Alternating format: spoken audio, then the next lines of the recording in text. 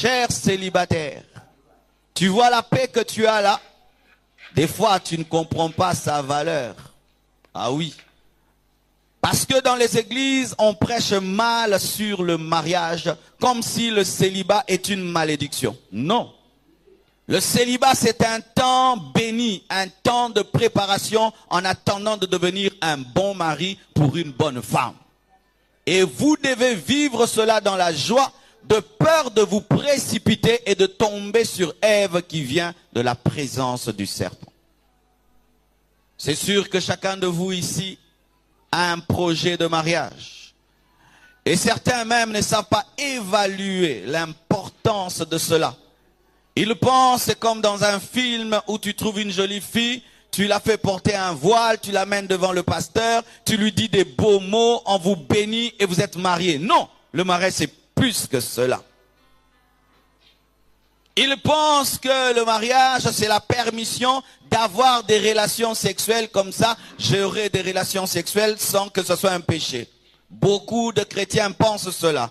Comme je ne dois pas avoir des relations avec une femme en dehors du mariage, je vais me marier, comme ça j'aurai le droit. Ils pensent que le mariage, c'est ça seulement. Et ils se marient et ils sont malheureux. Sur 10 personnes qui se marient dans les églises, s'il y en a vraiment qui sont heureux, il y en a 2. Il y a des malheureux, des non-heureux ni malheureux, et des très heureux. Certains sont ni heureux, ni malheureux.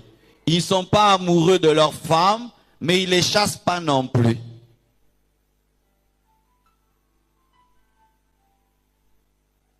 Que faire pour ne pas rencontrer et ne pas épouser Ève, qui vient de la présence du serpent?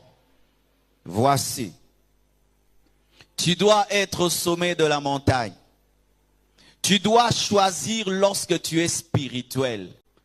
Cher célibataire, tu vois la paix que tu as là? Des fois, tu ne comprends pas sa valeur. Ah oui. Parce que dans les églises, on prêche mal sur le mariage, comme si le célibat est une malédiction. Non. Le célibat, c'est un temps béni, un temps de préparation en attendant de devenir un bon mari pour une bonne femme. Et vous devez vivre cela dans la joie, de peur de vous précipiter et de tomber sur Ève qui vient de la présence du serpent.